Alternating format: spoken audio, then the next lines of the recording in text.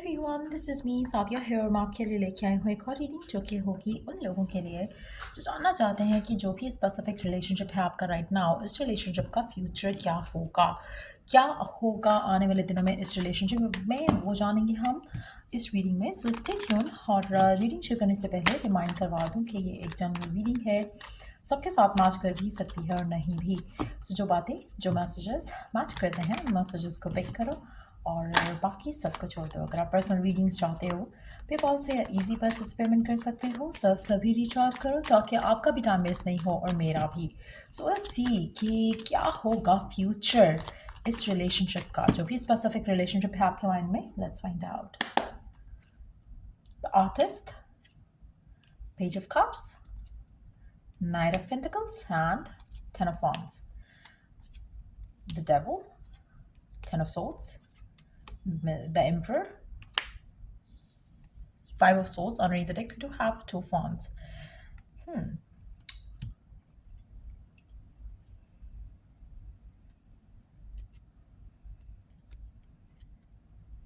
Let me take one or two clarifiers.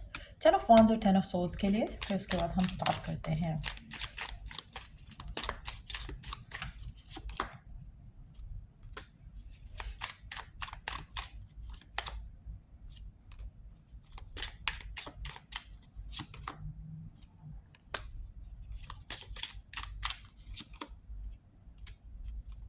आप इस relationship में जो मैनिफेस्ट करना चाहते हो वो आप मैनिफेस्ट कर पाओगे।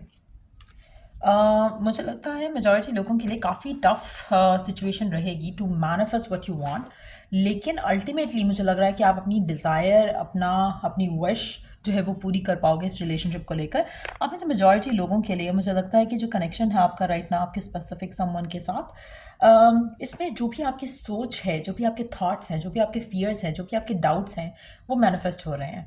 अगर आप अपने पास्ट पैटर्न से नहीं निकले हो जिसमें फेलियर्स थे, चीटिंग थी, इस तरह के थॉट प्रोसेस में हो जहाँ पर आपको फियर है कि फिर से ये ना हो जाए, तो वही हो रहा है आपके साथ।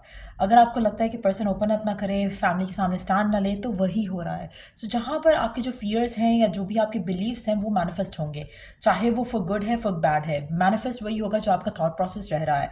सो आप में से मेजॉरिटी लोगों के लिए मुझे लगता है कि इवन अगर आपकी एंडिंग होती है ना इस इंसान के साथ, तो कहीं ना कहीं आपके अंदर एक वो जैसे होता है ना कि लाइट जलती रहेगी कि हाँ होप है, स्टिल चीज़ें वर्कआउट हो जाएंगी, स्टिल जो है पर्सन के साथ ही आपका रिकन्सिलिएशन हो जाएगा।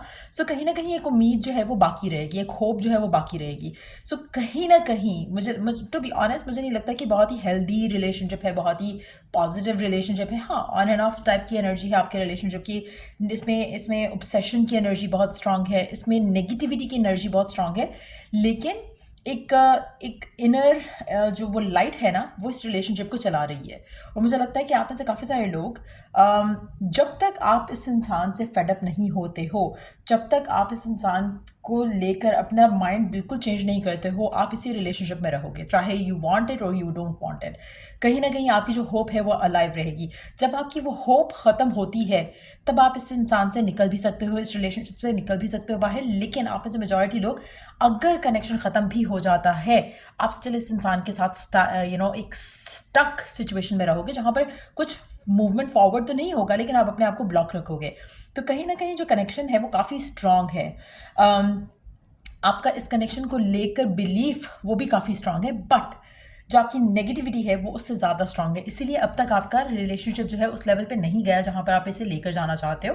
आपके में से मेजॉरिटी लोगों के लिए आप चाहो तो अपने थॉट प्रोसेस को शिफ्ट करके, पॉजिटिव करके मैनिफेस्ट कर सकते हो अपने पर्सन से कमिटमेंट भी राइट अवे, मैरिज भी राइट अवे। लेकिन आप में से मेजॉरिटी लोगों का खुद का thought process needs to change, तो वो काफ़ी इन्फ्लुएंस कर रहा है आपके रिलेशनशिप को, जो कि आप में से काफ़ी सारे लोग इस चीज़ को अंडरस्टैंड ना तो करते हैं ना ही करना चाहेंगे, और उसी थॉट प्रोसेस में रहेंगे जो कि जो आपका राइट नाउ है। तो जिसकी वजह से आपकी लव लाइफ में काफ़ी नेगेटिविटी आई कैन सी इस रिलेशनशिप को लेकर, और ब्लॉक्स बहुत ज़्यादा हैं। इसीलिए एक एक एक यू नो एक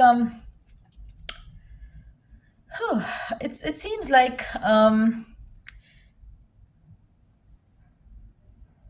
आप में से काफ़ी सारे लोग सिचुएशन जैसी है उसको वैसे एंजॉय भी नहीं कर रहे हो। आप में से काफ़ी सारे लोग जो है वो फ्यूचर का सोच के ज़्यादा अपसेट हैं, फ्यूचर का सोच के ज़्यादा फाइट्स एंड आर्ग्यूमेंट्स पिकअप करते हैं पर्सन के साथ। कहीं ना कहीं अगर आप इस पूरे सिचुएशन से अपना ऑब्सेशन हटा लो तो आपकी लव लाइफ इस इंसान के साथ बहुत स्मूथली आगे जा सकती है।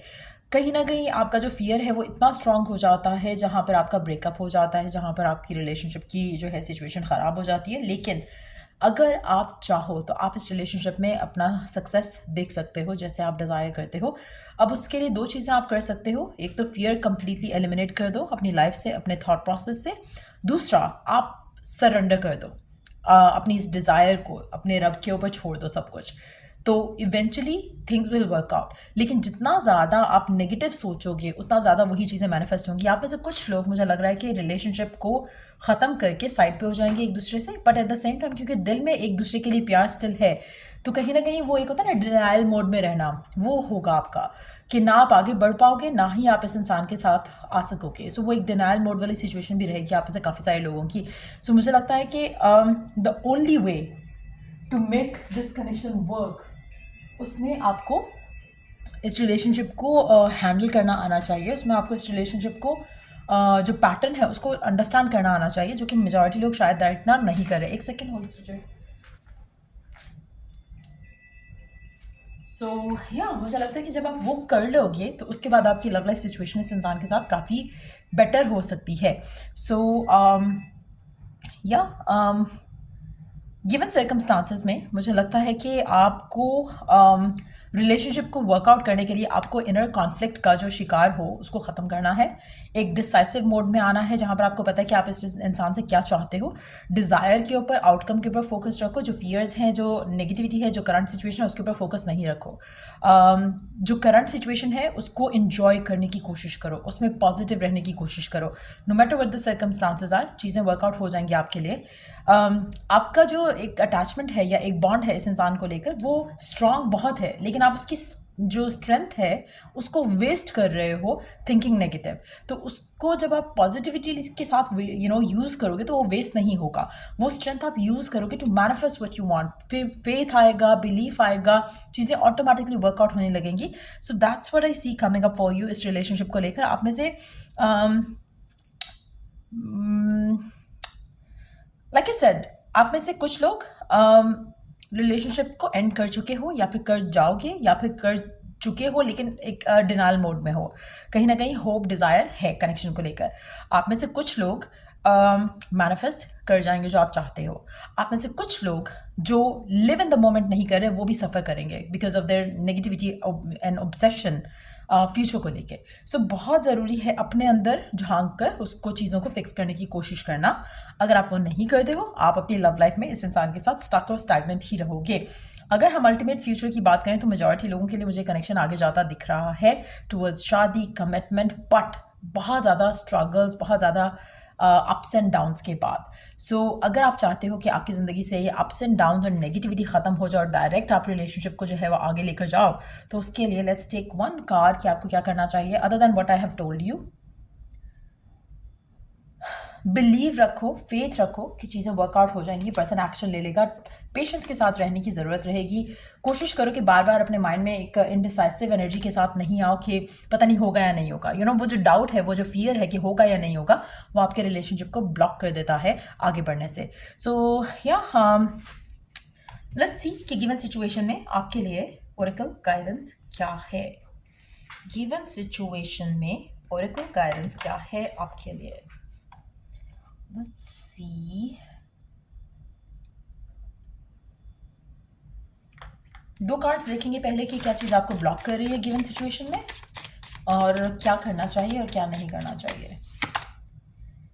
अपना गुस्सा, अपना टेम्पर, उसको कंट्रोल करने की ज़रूरत है और दूसरी चीज़ों मतलब अपने ऊपर किसी को रूल करने की ज़रूरत परमिशन नहीं दो। ठीक हो गया? अपने टेम्पर को कंट्रोल करो। Try to be glad, manage to be glad. अपनी हैप्पीनेस जो है regardless of the current situation maintain करके रखो। जब आप ये दोनों चीज़ें करोगे ऑटोमेटिकली आपकी लव लाइफ इस इंसान के साथ बेटर हो जाएगी और सिचुएशन जो है वो फेवरेबल हो जाएगी, जो कि करंटली लग नहीं रहा कि फेवरेबल है, क्योंकि आप में से मेजॉरिटी लोग नेगेटिव सोच रहे हो, सर्कमस्टांसेस भी नेगेटिव हैं, नेगेटिव सोच भी रहे हो। तो चीज़ें पॉजिटिव कैसे होंगी जब तक खुद को नहीं बदलोगे, कुछ बदलेगा नहीं। सो ये थी रीडिंग आप लोगों की। अगर आपको हेल्प किया हो, गाइड किया हो, तो लाइक शेयर सब्सक्राइब ज़रूर करो। चलिए टू द नेक्स्ट रीडिंग आप लोगों के लिए। Take care, bye.